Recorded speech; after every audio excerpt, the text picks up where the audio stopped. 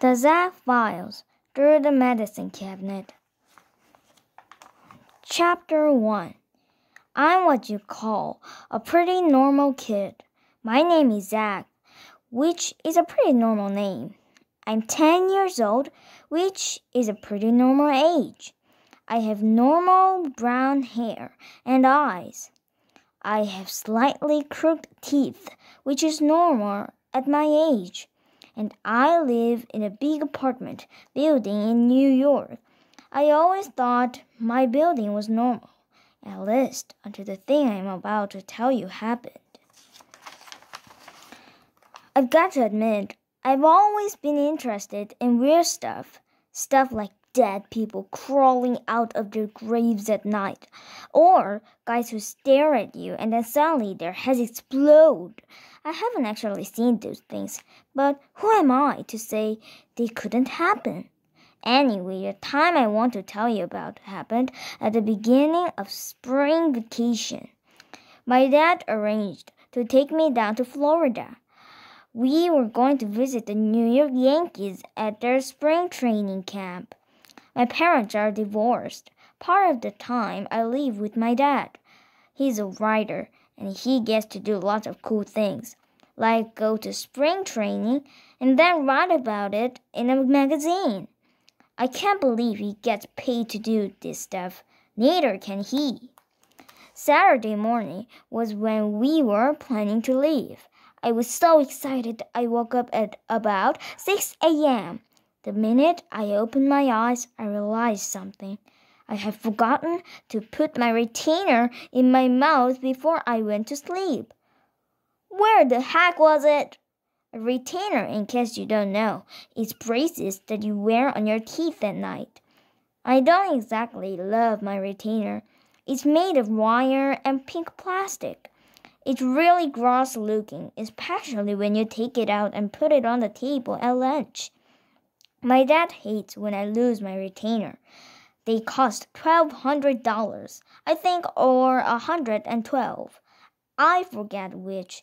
I left one retainer in a pair of jeans, which went in the laundry. It melted to the inside of the pocket.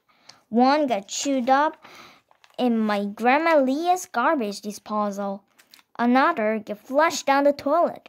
Another one, I'm almost positive, a rubber stole while I was out of my room, although I've never been able to prove this.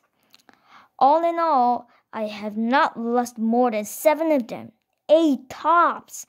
I was sure my retainer was in the medicine cabinet in the bathroom, instead of in my mouth, where it should have been. I got up and opened the door of the medicine cabinet. Yes, there was my retainer. But then, just as I was about to close the cabinet door, something weird happened. Something very weird. The back of the medicine cabinet opened, and there, staring right in my face, was a boy who looked almost exactly like me.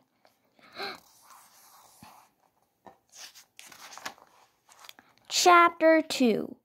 A boy who looked just like me? How could that be? I was so startled, I knocked over my retainer. It fell into his bathroom. Then we both screamed and slammed our medicine cabinet door shut. What the heck was happening here? Very slowly, I opened the medicine cabinet again. Nope, there was nobody on the other side. I pushed against the back of it. It didn't open. Very weird. So where was my retainer? I figured I'd better check out the apartment next door. An old lady named Mrs. Teradash lives there. Mrs. Teradash is kind of cranky. I know she isn't too happy about the basketball hoop I have mounted on my wall. She's complained to my dad lots of times. When I slam dunk, she says it's like a 5.7 tremor on the Richter scale. But maybe Mrs. Teradash had a grandson. Maybe her grandson looked almost exactly like me. And maybe her medicine cabinet was hooked up to ours on the other side. I knew this explanation didn't make much sense, but it was all I could come up with. I got dressed, Then I slipped quietly out of our apartment. I knocked on Mrs. Teradash's door. There was no answer. I knocked again. It took a while before somebody opened it. Mrs. Teradash was in a fuzzy robe and fuzzy slippers. Her hair was all messed up, and she was rubbing her eyes. She didn't seem all that thrilled to see me, if you want to know the truth. "I'm sorry to bother you, Mrs. Teradash," I said. "I was wondering whether I could get my retainer out of your bathroom." "You're what, Precious?" she said. She calls all the kids precious, but you can tell she doesn't think they are. "My retainer," I said. "What in the name of heaven is that, Precious?" "A retainer is braces made out of wire and pink plastic, which sometimes falls down disposals or toilets," I explained. "Mine fell into your apartment when your grandson opened the medicine cabinet door." Mrs. Teradash looked at me like I was cuckoo. "I don't have a grandson, Precious," she said. "You don't have a grandson? Then who opened the other side of my medicine cabinet just now?" The bottom half of her face smiled, but the top half was frowning. It looked like both halves were fighting with each other. She tried to close the door on my foot. "Please don't close the door, Mrs. Teradash," I begged her. "I lost my retainer in your apartment. It's the 8th one that's gotten away from me. Maybe the 9th. If I don't get it back, my dad will kill me. You wouldn't want that on your conscience, would you?"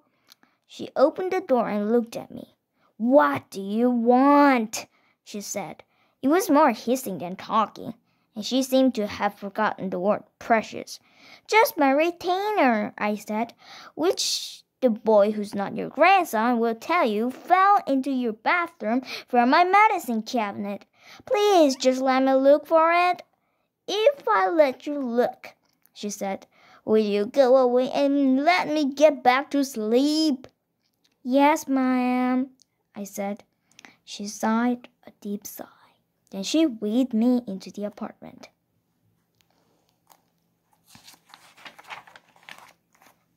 I went in. Weird. Everywhere you looked, there were stuffed animals. And I don't mean cuddly teddy bears either. I mean real dead animals that was stuffed by a taxidermist.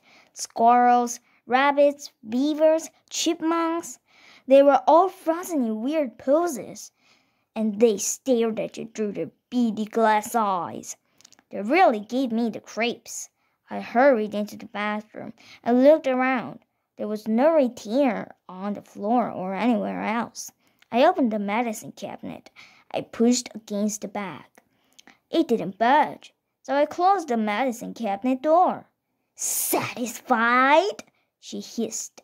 I had a sudden feeling that if I didn't leave, her eyes would start glowing red. Then she grabbed me and tried to stuff me. There I'd be, standing alongside the other animals in a weird frozen pose, staring at visitors through beady glass eyes. I apologized and hot-footed it back to my dad's apartment. I didn't have a clue what had happened. I began to think I dreamed the whole thing, but if I did, then where was my retainer? On the way back to my bedroom, I passed my bathroom. Out of the corner of my eye, I thought I saw something. My medicine cabinet door. It was slowly creeping open.